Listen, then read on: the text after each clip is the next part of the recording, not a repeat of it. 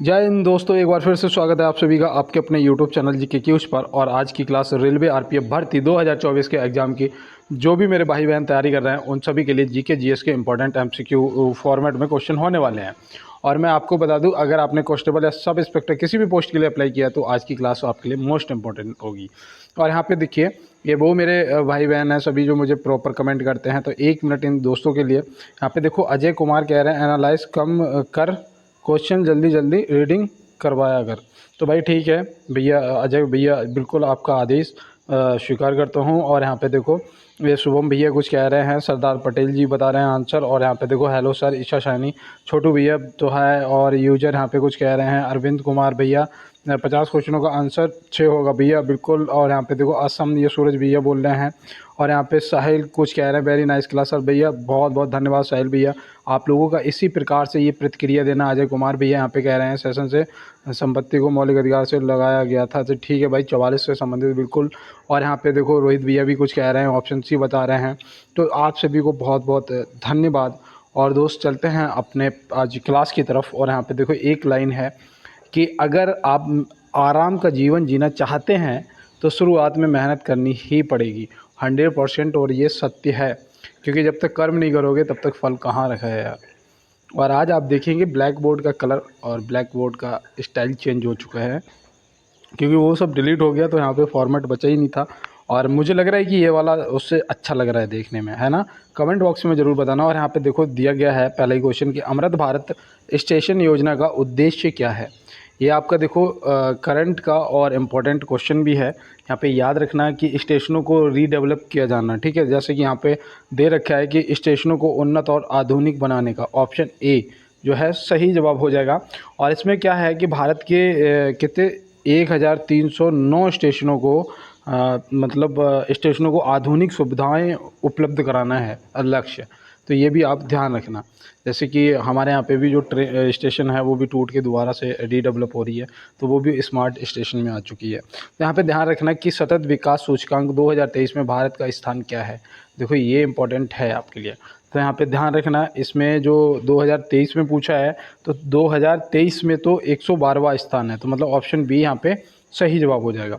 और यहाँ पे देखो, यहाँ पे कलर चेंज करते हैं, ब्लू करते हैं। और यहाँ पे देखो, अगर 2022 का पूछेगा तो 121वां था, 2022 का पूछेगा तो 121वां था। तो ये भी आप ध्यान में रखेंगे दोस्त, ठीक है। तो चलते हैं फिर इसके साथ अपने अगले प्रश्न पे। लेकिन यहाँ पे एक और है कि 2023 में पहले स्थान पे कौन था, ये भी तो हो सकता है कि पूछ लिया जाए। तो ध्यान रखना, फिनलैंड था। कौन था? फिनलैंड। तो ये भी आप ध्यान रखेंगे, ठीक है, फिनलैंड था, तो ध्यान में रखेंगे। और चलते हैं दोस्त इसी के साथ अपने अगले प्रश्न की तरफ। सॉरी, देखो यहाँ पे दिया है कि विनेश फोगाट किस खेल से संबंधित हैं। ये पता क्यों पूछा जाएगा, क्योंकि वो देखो 50 केजी के कैटेगरी में बाहर वर्ग में खेल रही थी, और उनका जो है 100 ग्राम वेट ज़्यादा निकल आया, जिससे उन्हें उसमें क्या कहते हैं, फाइनल में गेम सबमिट करने से रोक दिया गया, ठीक है, क्योंकि उनका वेट ज़्यादा निकल आया था। और ये किस खेल से संबंधित हैं, तो ये भी जानना आपके लिए इंपॉर्टेंट, याद रखना, कुश्ती से संबंधित है। कुश्ती, ऑप्शन ए सही जवाब हो जाएगा। और टेबल टेनिस से वो याद रखना कौन है, शरत कमल। शरत कमल जो हैं, ये भी आप याद रखना, शरत कमल जो हैं वो टेबल टेनिस। और बैडमिंटन से कौन संबंधित है, तो वो तो सभी को पता है, पीवी सिंधु जी, तो वो भी आप ध्यान में रखेंगे। और इसी के साथ चलते हैं दोस्त अपने अगले प्रश्न की तरफ और देखते हैं हमारा अगला क्या है। देखो यहाँ पे दिया है 37वें राष्ट्रीय खेल 2023 कहाँ आयोजित किए गए थे। 37वें पूछ रहा है यहाँ पे, राष्ट्रीय खेल 2023 कहाँ आयोजित किए गए थे। तो याद रखना, ये भैया गोवा के कौन से गांव में हुए थे। गोवा के ये हुए थे मडगांव में। कौन से गांव में? मडगांव में। तो ये भी आप ध्यान में रखना, ठीक है। और इसमें जो पहले स्थान पे कौन रहा था, तो वो रहा था महाराष्ट्र। महाराष्ट्र जो है ये प्रथम स्थान पे रहा था, तो ये भी ध्यान रखना। और ये जो हुआ था, ये हुआ था पंडित जवाहरलाल नेहरू स्टेडियम, ठीक है। तो ये भी आप ध्यान रखना। और इसका गेम का जो उद्घाटन है ना, वो भी याद रखना, प्रधानमंत्री जी ने किया था, है ना। तो यहाँ से देखो क्या क्या आपको लग रहा है कि इंपॉर्टेंट हो सकता है, उद्घाटन पूछ ले, क्वेश्चन को और इजी कर दे, और फिर दिक्कत हो जाती है ना। तो यहाँ पे ध्यान रखना है। यहाँ पे देखो दिया है कि उत्तर प्रदेश के झांसी रेलवे स्टेशन का नया नाम क्या रखा गया है। उत्तर प्रदेश के झांसी रेलवे स्टेशन का जो नया नाम है वो यहाँ पे पूछा जा रहा है कि क्या रखा गया है। तो यहाँ पे ध्यान रखना कि Veerangana Lakshmibai railway station, option A यहाँ पे सही जवाब हो जाएगा। अब देखो मणिकर्णिका घाट है, ये भी ध्यान रखना, मणिकर्णिका घाट है जो कि बनारस में है। कहाँ पर है? बनारस में है, तो ये भी ध्यान में रखना है। तो चलते हैं दोस्त अपने अगले प्रश्न की तरफ। विश्व कंप्यूटर साक्षरता दिवस कब मनाया जाता है? विश्व कंप्यूटर साक्षरता दिवस यहाँ पे पूछा जा रहा है। तो देखो दिवस से संबंधित मैंने बोला है ना कि इम्पोर्टेंट है, क्योंकि दोस्त क्वेश्चन आएंगे ही आएंगे। तो यहाँ पे याद रखना कि विश्व कंप्यूटर साक्षरता दिवस अगर पूछा जाएगा तो आप बताएंगे 2 दिसंबर, जो कि ऑप्शन बी में दिया गया है। 1 दिसंबर को एड्स दिवस मनाया जाता है और 4 दिसंबर को भारतीय नौसेना दिवस मनाया जाता है। नौसेना दिवस मनाया जाता है, तो ये भी आप ध्यान में रखेंगे। 5 दिसंबर को क्या मनाया जाता है बताओ? 5 दिसंबर को क्या मनाया जाता है? तो याद रखना विश्व मृदा दिवस मनाया जाता है। क्या? विश्व मृदा दिवस मनाया जाता है, ठीक है। और यहाँ पे देखो, यहाँ पे 14 नवंबर को क्या मनाया जाता है? 14 नवंबर को मनाया जाता है विश्व मधुमेह दिवस। हाँ ठीक है, विश्व मधुमेह दिवस, तो ये भी ध्यान में रखना है। तो चलते हैं इसी के साथ अपने अगले प्रश्न की तरफ। देखो यहाँ पे दिया है पंडित भजन सोपारी संबंधित हैं। पंडित भजन सोपारी जी जो हैं वो संबंधित हैं, तो वो एक संतूर वादक हैं, ये ध्यान में रखना। तो यहाँ पे ऑप्शन बी जो है संतूर वादक आपका सही जवाब हो जाएगा। और एक वो भी तो पूछे जाते हैं पंडित शिव कुमार शर्मा, पंडित शिव कुमार शर्मा, ये भी तो पूछे जाते हैं ना, पंडित शिव कुमार शर्मा, ये किससे संबंधित हैं? तो याद रखना ये भी संतूर वादक हैं। देखो दोनों लोग पंडित, तो ध्यान रखना संतूर वादक है ना। अब यहाँ पे देखो कत्थक से पूछे जाते हैं, कत्थक से बिरजू महाराज हैं और लक्षु महाराज भी हैं, किससे? कत्थक से संबंधित हैं, तो ये भी ध्यान में रखना है। तो चलते हैं फिर अपने अगले प्रश्न की तरफ। और यहाँ पे देखो दिया है कि भारत का ड्रोन मैन किसे कहा जाता है? भारत का ड्रोन मैन किसे कहा जाता है? तो यहाँ पे ध्यान रखना वो बोला जाता है मिलिंद राज, ऑप्शन ए यहाँ पे सही जवाब हो जाएगा। और भारत का मिसाइल मैन किसे बोला जाता है? तो भारत का मिसाइल मैन बोला जाता है APJ अब्दुल कलाम को। APJ अब्दुल कलाम जी जो यहाँ पे ऑप्शन बी में दे रखे हैं, इनको भारत का मिसाइल मैन जाना जाता है। तो ये भी देखो आपको ध्यान में रखना है, ठीक है। और अगर रॉकेट मैन पूछेगा, रॉकेट मैन, तो याद रखना रॉकेट मैन बोला जाता है के शिवम जी को, तो ये भी आपको ध्यान में रखना है। तो यहाँ पे देखो जो भी मैंने बताया ना आपके लिए इम्पोर्टेंट है। और देखो PDF मैंने आपको रोज़ बोलता हूँ कि PDF जो है आपको बिल्कुल फ्री मिलेगी, आपको बिल्कुल फ्री मिलेगी, कोई भी आपसे चार्ज नहीं लगना है, ठीक है। उसके लिए आपको क्या करना है, टेलीग्राम ग्रुप को ज्वाइन करना पड़ेगा। अगर आपको नहीं पता कैसे करना है तो आप क्या करेंगे, कमेंट बॉक्स में बोल देना PDF लिंक, या भैया लिंक दे दो या PDF दे दो, मैं आपको रिप्लाई में एक लिंक शेयर कर दूंगा टेलीग्राम का, आप टेलीग्राम ग्रुप को ज्वाइन कर लेना। जैसा कि यहाँ पे भी आपने देखा होगा काफ़ी लोगों ने पहले मुझे कमेंट कर रखा होगा, वो चेक कर लेना। अगर किसी ने कर रखा हो किसी भी क्लास में तो वहाँ से भी आप ज्वाइन कर सकते हैं, क्योंकि लिंक मैंने शेयर कर दिया होगा। आप देखो यहाँ पे प्रश्न पे आते हैं, और ये कोई पैसा नहीं लगना दोस्त, बिल्कुल फ्री है, ठीक है, कोई पैसा नहीं लगना, बस ज्वाइन कर लेना। और यहाँ दिया है जय जवान जय किसान का नारा किसने दिया था? जय जवान जय किसान का नारा किसने दिया था? तो यहाँ पे आप क्या बताएंगे? याद रखना लाल बहादुर शास्त्री जी ने दिया था, ऑप्शन ए यहाँ पे सही जवाब हो जाएगा। अटल बिहारी वाजपेयी जी से याद रखना है इनसे जय जवान जय किसान और जय विज्ञान, ठीक है, जय जवान जय किसान जय विज्ञान का नारा अटल बिहारी वाजपेयी जी, और करो या मरो का नारा महात्मा गांधी जी ने। जय हिंद का नारा किसने दिया था? और यहाँ पे देखो दिया है लाल रक्त कण RBC शरीर के किस अंग में बनता है? जो RBC है लाल रक्त कण, ये शरीर के किस अंग में बनता है? तो ये देखो आपके लिए इम्पोर्टेंट है, आपको पता होना चाहिए कि ये अस्थि मज्जा में बनता है। यहाँ पे ऑप्शन बी जो है ये क्या हो जाएगा, सही जवाब हो जाएगा। इनका जीवन काल भी याद रखना, इनका जो है वो जीवन काल कितना है, तो याद रखना 20 दिन से 120 दिन। कितना है? 20 दिन से 120 दिन है, तो ये आप ध्यान में रखेंगे। अब इसके साथ चलते हैं अपने अगले प्रश्न की तरफ। देखो यहाँ पे दिया है कि भारतीय पुरुष क्रिकेट टीम के नए गेंदबाजी कोच के रूप में किसे नियुक्त किया गया है? तो ये देखो ये करंट का है और ये आपको पता भी होना चाहिए। तो यहाँ पे आपका जो सही जवाब है वो क्या होगा, मॉर्कल। तो यहाँ पे याद रखना जो मॉर्कल हैं, ऑप्शन बी आपका सही जवाब हो जाएगा। और देखो गौतम गंभीर जी अगर आपने टिक किया था तो मैं आपको बता दूं ये मुख्य कोच है, ये मुख्य कोच हैं, ना कि गेंदबाजी कोच के रूप में नियुक्त किए गए हैं, ये मुख्य कोच हैं। और ये मॉर्कल जो है ये गेंदबाजी कोच है। और देखो ये कौन से देश से हैं, हो सकता है कि पेपर में आपसे पूछ लिया जाए कि ये कौन से देश से हैं, तो याद रखना ये दक्षिण अफ्रीका से हैं। कहाँ से हैं? दक्षिण अफ्रीका से हैं, तो ये भी आप ध्यान में रखेंगे। अब चलते हैं अपने अगले प्रश्न पर। सबसे बड़ा उपग्रह कौन सा है? सबसे बड़ा ग्रह तो आप बता देंगे कि भैया बृहस्पति है, बहुत बार हम लोगों ने पढ़ा है। लेकिन यहाँ पे सबसे बड़ा उपग्रह आपसे पूछा जा रहा है तो आप क्या बताएंगे? तो यहाँ पे याद रखना वो हो जाएगा आपका गैनीमेड। गैनीमेड मतलब ऑप्शन ए। और सबसे छोटा जो है वो डीमोस हो जाएगा। सबसे छोटा अगर पूछेगा तो वो हो जाएगा आपका डीमोस हो जाएगा। यहाँ पे उपग्रह पूछा है आपसे, ना कि ग्रह, ठीक है, ये आप ध्यान में रखना। और देखो यहाँ पे जो वरुण दे रखा है, ये बता दूं ये इसका रंग हरा है, ये हरे कलर का ग्रह है। और मैं आपको बता दूं ये सबसे ठंडा ग्रह है, ये सबसे कोल्ड है, ठीक है। सबसे ठंडा ग्रह जो है ये वरुण हो जाएगा, तो ये भी आपको ध्यान में रखना है। और सबसे चमकीला तारा पूछा जाता है, जो कि मैंने आपको अभी 2 दिन पहले बताया था, साइरस बताया था ना, तो हाँ वो आपको ध्यान में रखना है। और यहाँ पे देखो दिया गया है कि शनि ग्रह सूर्य की परिक्रमा कितने दिनों में करता है? शनि ग्रह जो है वो सूर्य की परिक्रमा कितने दिनों में करता है? तो यहाँ पे आप क्या बताएंगे? 29.5 वर्ष, जो कि यहाँ पे ऑप्शन सी में दे रखा है। तो यहाँ पे ऑप्शन सी आप ध्यान में रखेंगे, कितना? 29.5 वर्ष। और देखो अरुण की अगर बात करेंगे तो अरुण जो है ये 84 वर्ष में करता है। कितना? 84 वर्ष में करता है। और जो वरुण है वो कितने दिनों में करता है? तो वरुण जो है वो याद रखना, वरुण 165 वर्ष में करता है, ठीक है, ये भी आप ध्यान रखना।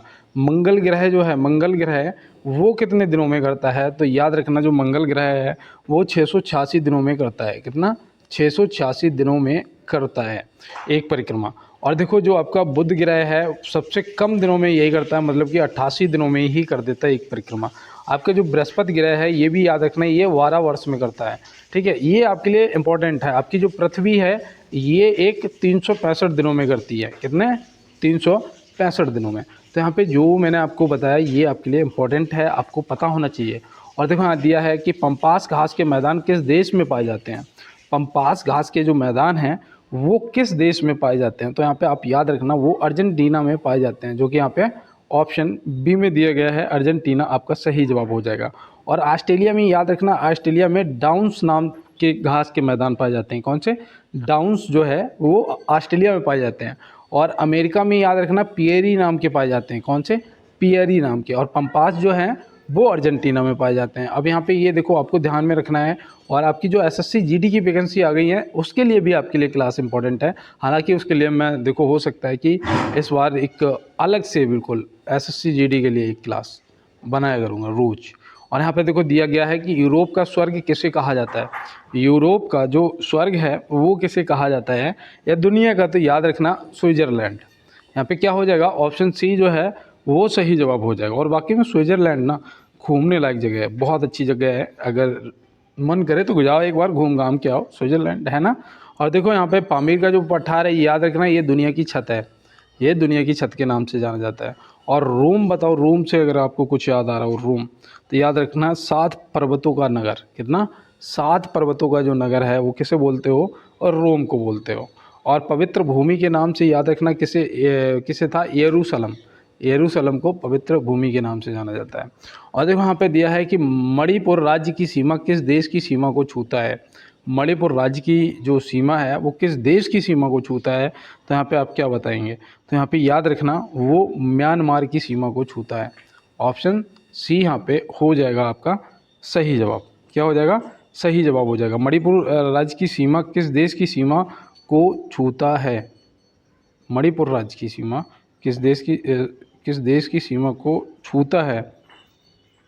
तो यहाँ पे कौन सा सही तो है? यहाँ पे जो मैंने ये लगाया है म्यांमार, ये सही हो जाएगा। इसमें अरुणाचल प्रदेश भी छूता है।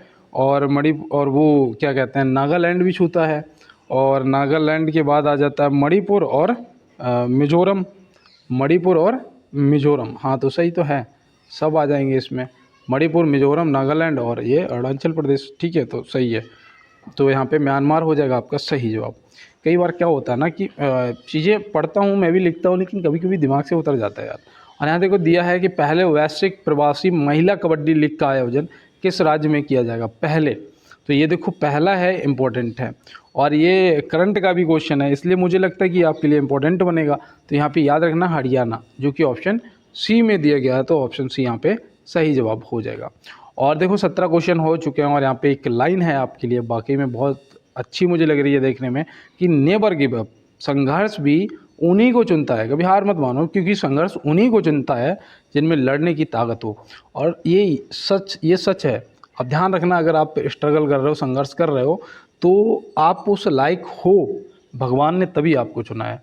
क्योंकि भाई अगर हम कुछ भी करते हैं, जो काम होता है वो उसी एक्टर को देते हैं जो उसके लायक होता है ना। अगर कठिन ज़्यादा संघर्ष चल रहा है तो याद रखना आप बहुत अच्छे एक्टर हैं, आप बहुत अच्छे व्यक्ति हैं। इस चीज़ को ध्यान में रखना, तभी संघर्ष आपकी जीवन में है और सफलता भी आपको मिलेगी।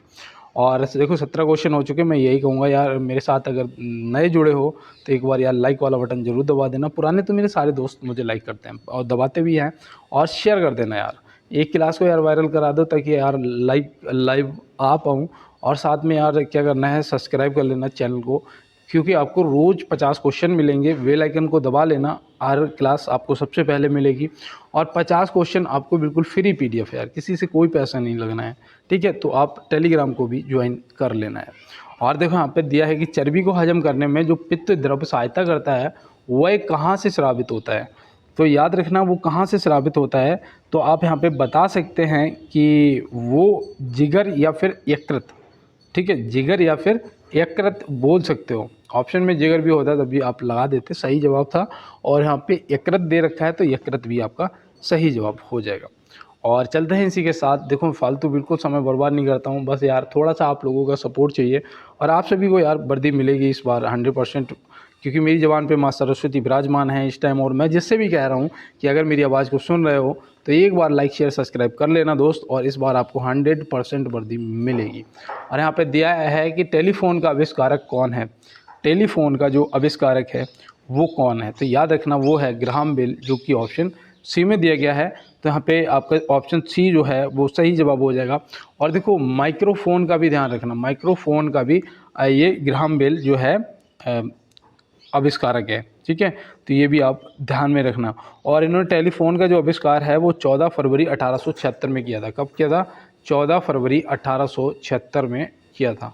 और आपको पता है ये जो हम लोग हेलो बोलते हैं ना, हेलो, ये हेलो क्यों बोलते हैं? सबसे पहले वो इसलिए बोलते हैं कि जब इन्होंने फ़ोन बनाया था और अपनी मैडम को पहली बार कॉल किया था, अपनी गर्लफ्रेंड को, उसका नाम था हेलो, पहली कॉल उसी को किया था, उसका नाम था हेलो, तो इन्होंने उसे क्या बोला? हेलो।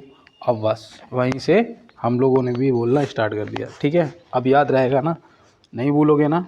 तो फिर चलते हैं। और देखो यहाँ पे और भी ऑप्शन दे रखे हैं जो कि आपको पता होना चाहिए कि वायुयान का अगर पूछेगा, वायुयान का, तो याद रखना और राइट विदर्स हो जाएगा। और गैलीलियो तो आपको दूरबीन के लिए याद ही रहना है।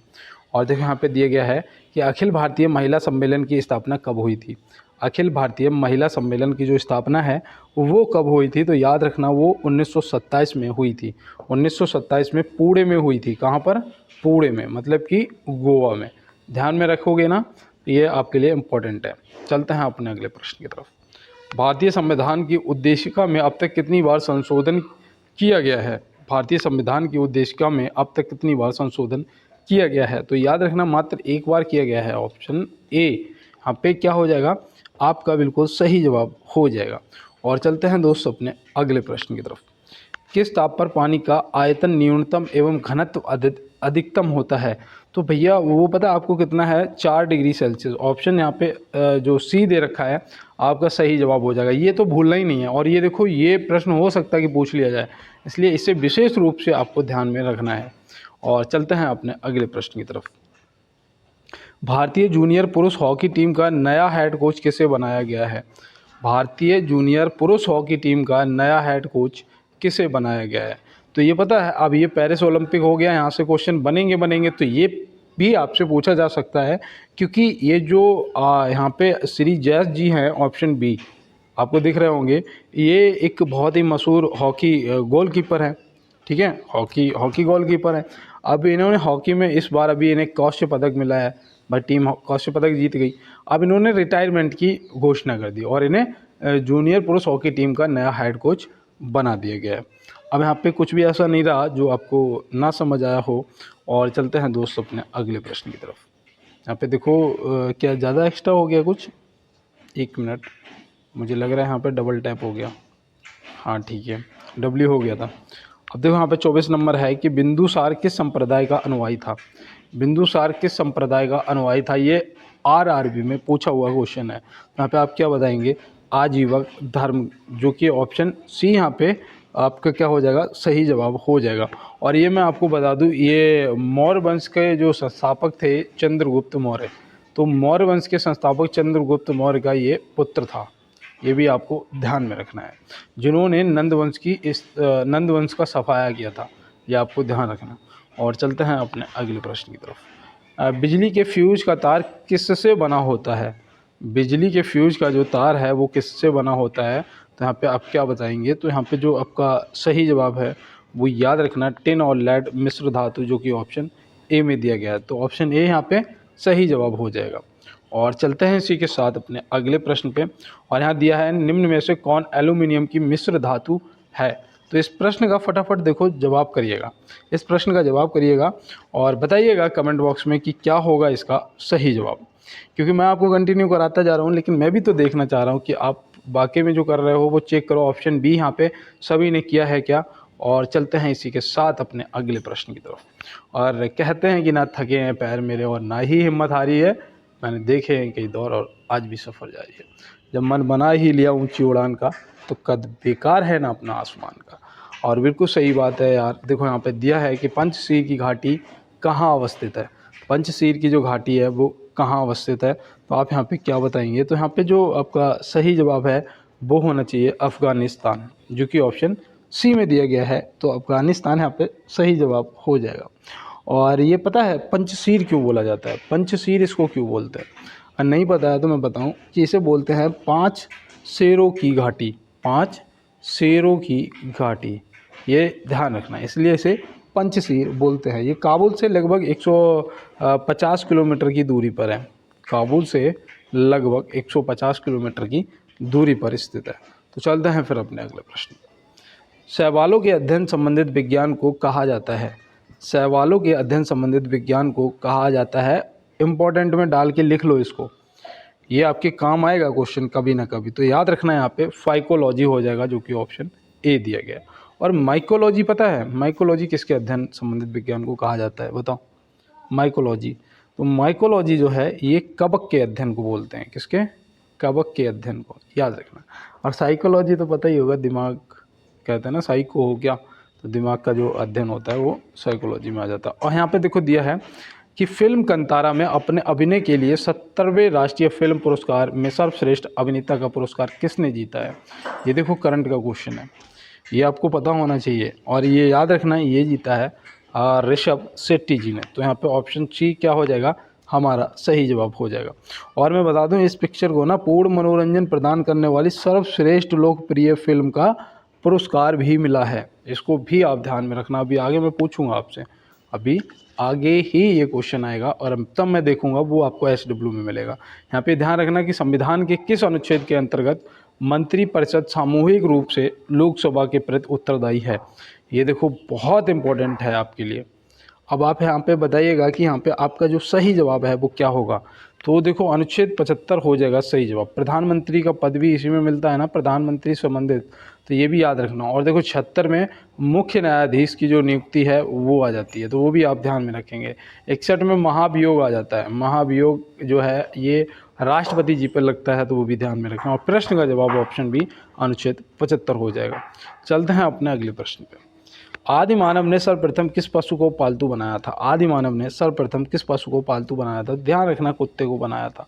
ऑप्शन सी लगा देंगे और चलेंगे अपने अगले प्रश्न पे। और दोस्त यहाँ पे दिया है सर्वप्रथम किस सुल्तान ने सिंचाई कर लगाया था, देखो ये इंपॉर्टेंट है, सर्वप्रथम किस सुल्तान ने सिंचाई कर लगाया था। तो यहाँ पे आप तुरंत बताएंगे फिरोज तुगलक ने लगाया था, किसने लगाया था, फिरोज तुगलक, ऑप्शन सी, जिसे बोलते थे सर्व ए हक, क्या बोलते थे, देखो याद रखना, सर्व वाह है ये वाह, ठीक है, सर्व एक हक, सर्व एक हक, तो ये आप ध्यान में रखेंगे, ठीक है। और चलते हैं दोस्तों अपने अगले प्रश्न की तरफ। खून की कमी से कौन सा रोग होता है? खून की कमी से कौन सा रोग होता है? भाई खून की कमी से हो जाता है एनीमिया। ऑप्शन बी यहाँ पे क्या हो जाएगा? एनीमिया आपका सही जवाब हो जाएगा। ये पता क्या है, ऑक्सीजन ले जाने वाली जो स्वस्थ लाल रक्त कोशिका का स्तर है ना, वो क्या हो जाता है? कम हो जाता है। याद रखना, वो क्या हो जाता है, जो ऑक्सीजन ले जाती हैं लाल रक्त कणिकाएं, उनका जो स्तर है वो कम हो जाता है। और स्कर्वी जो है विटामिन सी की कमी से और विटामिन बी की कमी से बेरी बेरी रोग हो जाता है। इसको भी ध्यान में रखेंगे। चलते हैं अपने अगले प्रश्न पर। किस सुल्तान ने सिकंदर सानी या द्वितीय सिकंदर की उपाधि ग्रहण की थी? किस सुल्तान ने सिकंदर सानी या द्वितीय सिकंदर की जो उपाधि है वो धारण की थी? तो आप यहाँ पे क्या बताएंगे? अलाउद्दीन खिलजी भैया। कौन हो जाएगा? अलाउद्दीन खिलजी, जो कि ऑप्शन बी में दिया गया है। ये आप याद रखोगे।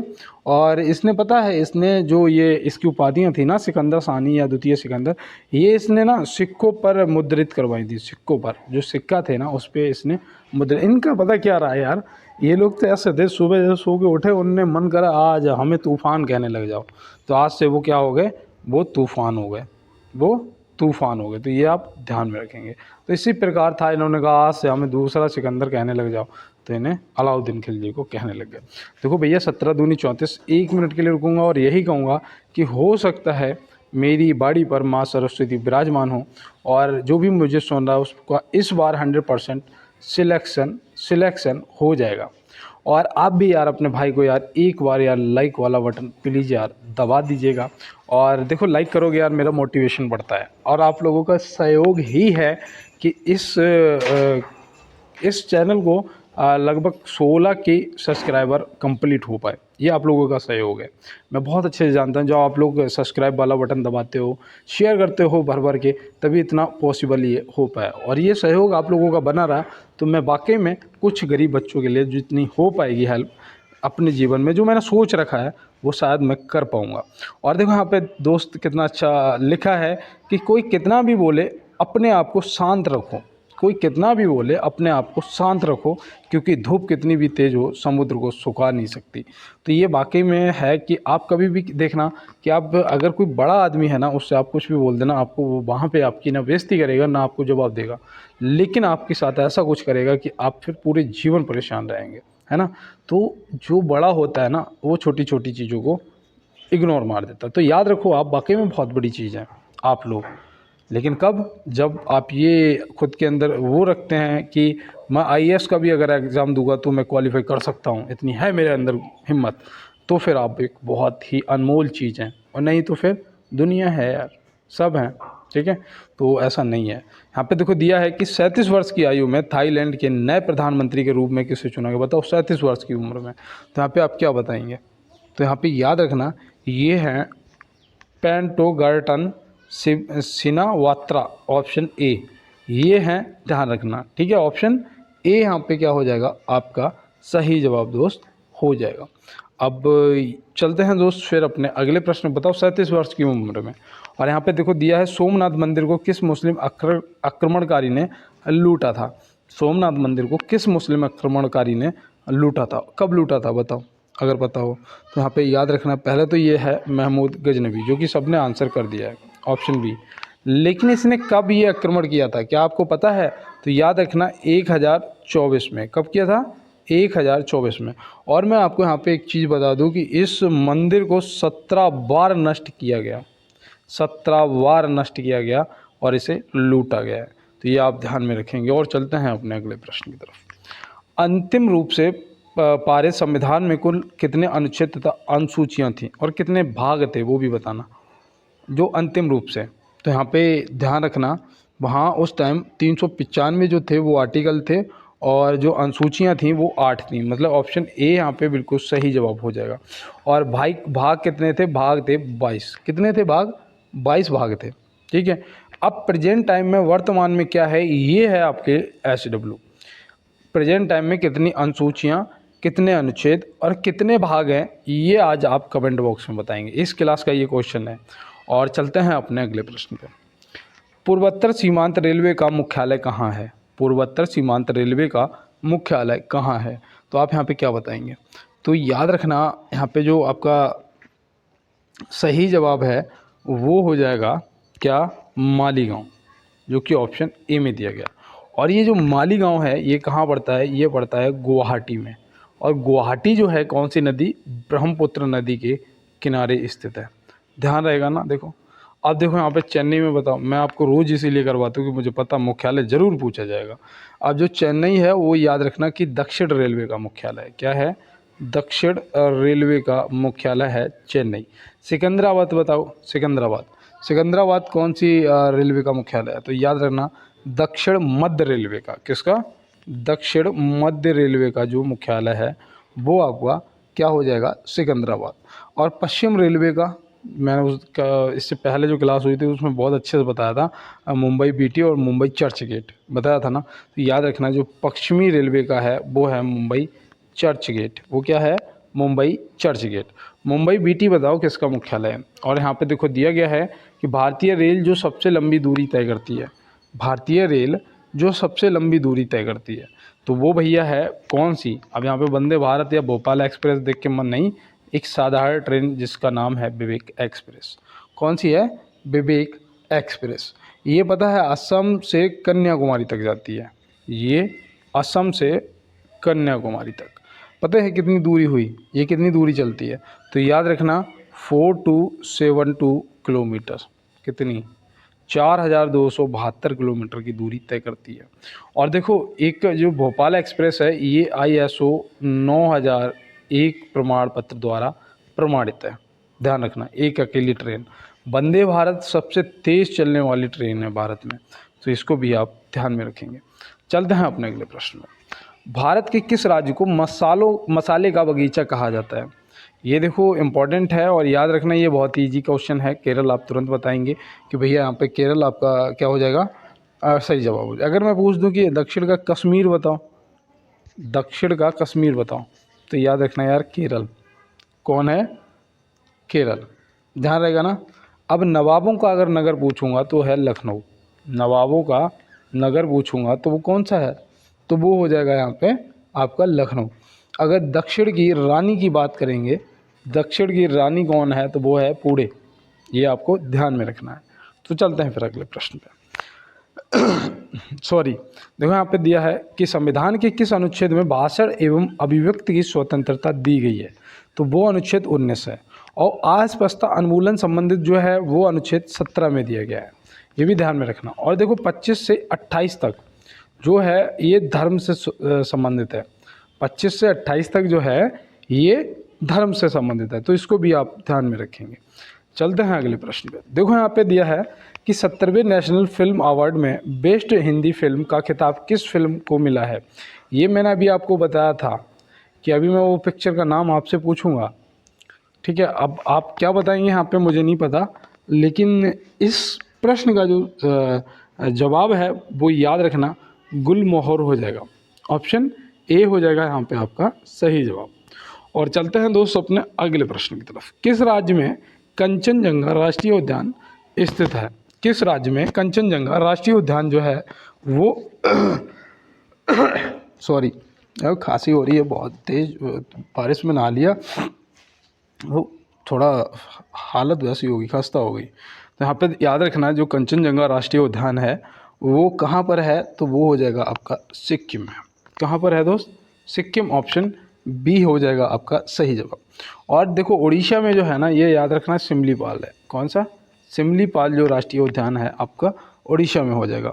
और जम्मू कश्मीर में कौन सा हो जाएगा, जम्मू कश्मीर में याद रखना दाची गांव राष्ट्रीय उद्यान जो है जम्मू कश्मीर में हो जाएगा। जिम कॉर्बेट बताओ, जिम कॉर्बेट कहाँ, तो याद रखना यूके मतलब उत्तराखंड यार, है ना। फिर चलते हैं अगले प्रश्न की तरफ। और यहाँ पे दिया है भारतीय संविधान के अंतर्गत कल्याणकारी राज्य की अवधारणा किस अनुच्छेद में है। भारतीय संविधान के अंतर्गत कल्याणकारी राज्य की जो अवधारणा है वो किस अनुच्छेद में है, तो यहाँ पे आप क्या बताएंगे। तो याद रखना यहाँ पे 38-39 दोनों दे रखा है, तो ऑप्शन डी आपका वैसे सही जवाब हो जाएगा। और देखो अनुच्छेद 40 में जो है वो क्या है, वो है ग्राम पंचायत का गठन। ग्राम पंचायत का जो गठन है वो भी आपको याद रखना अनुच्छेद 40 में। चलते हैं फिर अपने अगले प्रश्न पे। देखो यहाँ दिया है कि कोशिशों को इनाम नहीं मिलता, इसीलिए नतीजे ज़रूरी हैं। आप कितना भी कहो, मैं कितना भी कहूँ, कि मैंने 5 बार आर्मी का फ़िज़िकल क्वालीफाई किया है और ये किया है, वो किया है, कौन सुनेगा? कौन मानेगा कि तुम 10 घंटे पढ़ते हो? कौन मानेगा तुम 12 घंटे पढ़ते हो? किसी को कोई मतलब नहीं है। दुनिया रिज़ल्ट देखती है, दुनिया और रिज़ल्ट देखती है दोस्त। याद रखना, आप कितना भी कुछ भी कर रहे हो, कोशिशों को इनाम नहीं मिलता है। जब तक नतीजे नहीं आएंगे तब तक कुछ नहीं होने वाला। और यहाँ देखो दिया है, वायु दाब मापने का यंत्र है। वायु दाब मापने का यंत्र है, पता क्या है? बैरोमीटर है, याद रखना। लैक्टोमीटर जो है ये दूध की शुद्धता को नापता है, और थर्मामीटर जो है ये बॉडी टेम्परेचर को, भैया ये जो टेम्परेचर होता है बॉडी, और ये जो देख रहे हो ये कौन नापता है? ये नापता है थर्मामीटर। जैसे फीवर आ जाता है, ध्यान है ना। चलो फिर आगे देखो। समुद्री जल में कौन सा लवण सर्वाधिक पाया जाता है? समुद्री जल में कौन सा लवण है जो सर्वाधिक पाया जाता है? तो याद रखना, सोडियम क्लोराइड, सोडियम क्लोराइड। और इसका जो पीएच मान है समुद्री जल का, क्या पीएच मान कितना होता है बताओ? 8 होता है भैया। कितना होता है? 8 होता है। और ये जो लवण है वो सोडियम क्लोराइड पाया जाता है, नमकीन होता है ना। और यहाँ पे देखो दिया है, पनामा नहर किसे जोड़ती है? पनामा नहर जो है ये किसे जोड़ती है? तो ये अटलांटिक महासागर को प्रशांत महासागर से जोड़ती है। तो यहाँ पे देखो, प्रशांत महासागर तथा अटलांटिक महासागर, मतलब ऑप्शन बी जो है ये क्या हो जाएगा? सही जवाब हो जाएगा। और उत्तर सागर को बाल्टिक सागर से कील नहर जोड़ती है। उत्तर सागर को बाल्टिक सागर से कील नहर जोड़ती है, तो ये भी आप ध्यान में रखेंगे। और चलते हैं फिर अपने अगले प्रश्न की तरफ। हाँ दिया है, बिहार मखाना का नया नाम क्या है? बिहार मखाना का जो नया नाम है वो क्या है? ये पता क्यों पूछ सकता है? क्योंकि ये जीआई टैग इसे मिला है, इसे जीआई टैग मिल चुका है, और इसका जो नया नाम है वो हो गया है मिथिला मखाना। ऑप्शन सी यहाँ पे सही जवाब हो जाएगा। और आपको बता दूं, इसे जो जीआई टैग है ना ये 2022 में मिला था। कब मिला था?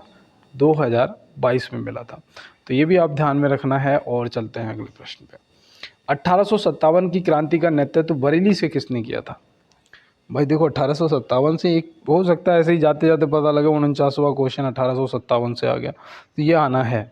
तो बरेली से अगर पूछेगा तो इनमें से कोई नहीं, इनमें से कोई नहीं, क्योंकि बरेली से करा था खान बहादुर खान ने। किसने करा था? खान बहादुर खान ने किया था। तो ये आपको ध्यान में रखना है। ये लियाकत अली जी ये तो इलाहाबाद से थे, और अजीमुल्ला जो हैं, अजीमुल्ला जी जो हैं ये कहाँ से थे? तो याद रखना ये फतेहपुर से थे। कहाँ से थे? फतेहपुर से। और कुंवर सिंह जो हैं ये जगदीशपुर से थे। कहाँ से? जगदीशपुर से थे। कानपुर से कौन था? तो कानपुर से थे नाना साहब जी। नाना साहब जी जो हैं, नाना साहब, वो कानपुर से थे। झांसी से झांसी वाली रानी थी। लखनऊ से बेगम हजरत महल थी। और दिल्ली से वो थे बहादुर शाह जफर द्वितीय थे। ठीक है। और बाद बाकी मंगल पांडे जी तो थे ही हीरो क्रांति के, तो ये भी याद रखना। और देखो यहाँ दिया है, सैयद राजवंश का संस्थापक कौन था? सैयद राजवंश का संस्थापक कौन था? तो याद रखना वो था खिज्र खान। देखो क्लास के अंदर मैं बिल्कुल भी नहीं रुका, अब रुकूंगा 1 मिनट के लिए, और मैं यही कहूँगा कि यार देखो, आप लोग अगर सपोर्ट नहीं करोगे ना दोस्त, कुछ नहीं हो सकता है।